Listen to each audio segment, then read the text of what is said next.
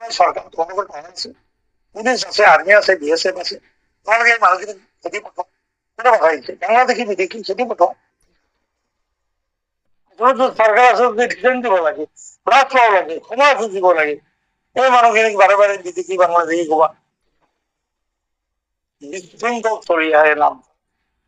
শৃঙ্খল ছড়িয়ে শৃঙ্খল তার নাকি শৃঙ্খলতার লাগে,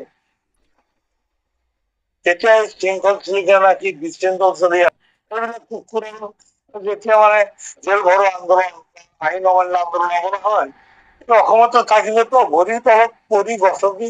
গছকে খাই মৰিবই। বিদেশি বাংলাদেশি এটা উচ্চারিত লক্ষ্মী যে বিদেশি বা বাংলাদেশি হয়েছে, আরে ভাই সরকার তোমাদের পাওয়া আছে, পুলিশ আছে, আর্মি আছে, বিএসএফ আছে, তোমাকে এই মানুষকে খেতে পাঠায়, কোনো বাধা দিচ্ছে বাংলাদেশি বিদেশি খেতে পাঠায়, যদি নপাঠায় নির্লজ্জ ভাবে, লাজ না পাও তোমাকে নির্লজ্জ ভাবে এই মানুষখিনি পুনঃসংস্থাপনের নামত 70-80 লাখ 1 কোটি 1.5 কোটি টাকা ভাঙিত হয়তো 50,000 টাকা এনে দিছ, তারপর যদি বাংলাদেশি বিদেশি যদি নির্লজ্জ ভাবে তোমাকে ক্ষতিপূরণ চেয়ে দিছ, এই কথা নিয়ে কি কি বোঝায়? তোমাকে লাজ না পাও নেই? তোমাকে বাংলাদেশি কেন করবো? আর তোমাকে লাভ এই সরকারে, বর্তমানে সরকারে আমার হিমন্ত বিশ্ব শর্মা ডাঙরিয়ার সরকারে অসমত লাভ পাবো লাগে। কিছুদিন আগত আপনার মরিগাঁও অমুক তমুক কিছু জায়গা বা বহুত কেইজন মানুহ আপনার এই বাংলাদেশে পঠাই দিলে, একজন মাস্টার 45 বছর চাকরি করা একজন মাস্টার চিঠি পঠালো, 3 দিন বরখুনের ভিতর এই মানুষখিনি ঘিরে আইলে, তোমাকে লাজ না পাও? তোমাকে খেতি পঠাওয়া মানুষখিনি যে ঘিরে আইলে, তোমাকে লাজ না পাও? আসলে তো সরকার আসলে ডিসিশন দিব লাগে, প্লাস পাওয়া লাগে, ক্ষমা খুঁজিব লাগে, এই মানুহখিনিক বাৰে বাৰে বিদেশি বাংলাদেশি কবা, এফালে বিদেশি কবা, বাংলাদেশি কবা, আনফালে ক্লিপ দিবা, বিদেশি বা বাংলাদেশি মানুহে ক্লিপ দিয়ে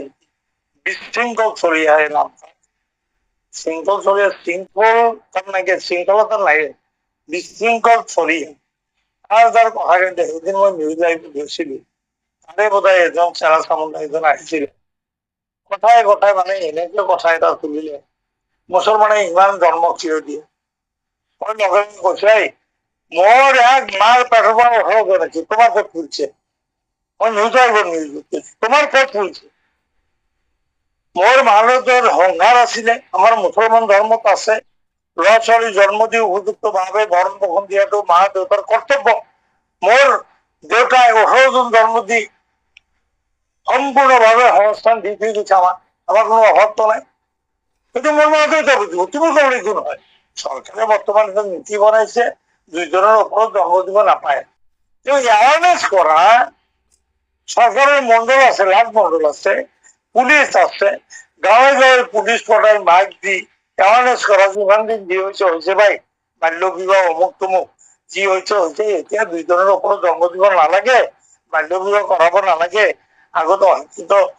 জামানা আছিলে, দিন আছিলে, আজিকালি শিক্ষিত হল, দুনিয়ার জনসংখ্যা বাড়ি গল, গতিকে আপনাকে 2টার উপর জন্ম নিদিব, এটা জন্ম 2টার উপর হরে কিন্তু আমি অ্যারেস্ট করি,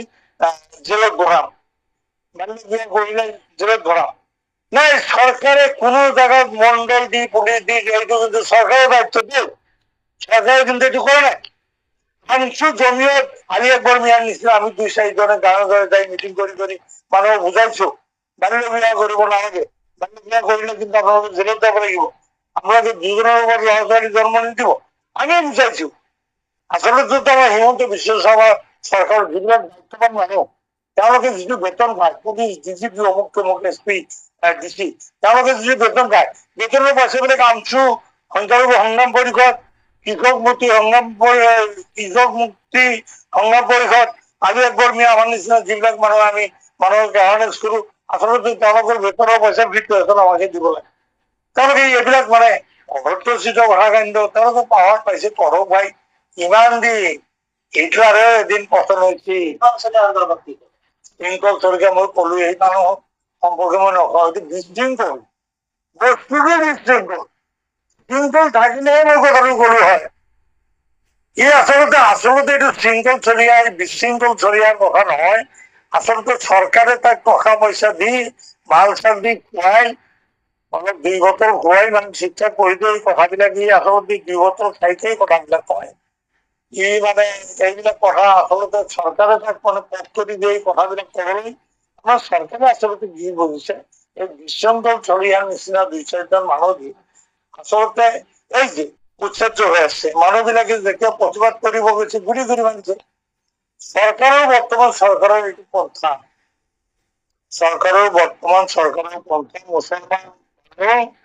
৮৩, ৮৫ চনৰ নিচিনা নালাগে তকবুৰি কৰি ওলাই আহক হাজাৰ হাজাৰ মানুহ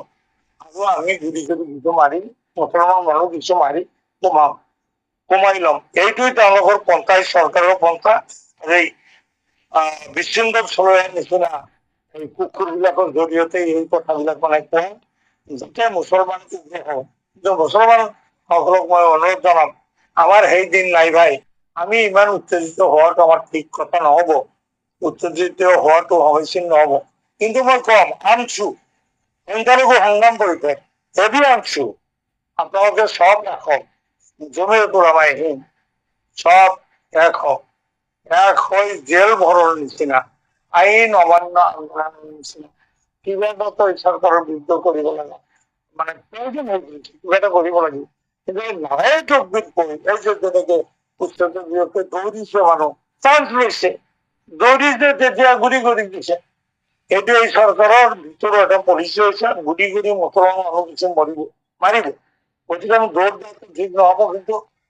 গণতান্ত্ৰিক ভাবে আইন অমান্য আন্দোলন জেল ভৰা আন্দোলন এনেকুৱা কিছু কাৰ্যসূচী লোৱাটো উচিত তেতিয়া শৃংখল চলিকা নাকি বিশৃংখল চলিয়া এইবিলাক কুকুৰ আৰু যেতিয়া মানে এই কি কয় এইটো জেল ভৰো আন্দোলন আইন অমান্য আন্দোলন হ'ব নহয় কিন্তু অসমতো থাকিলেতো ভৰি তলত পৰি গছকি খাই মৰিবই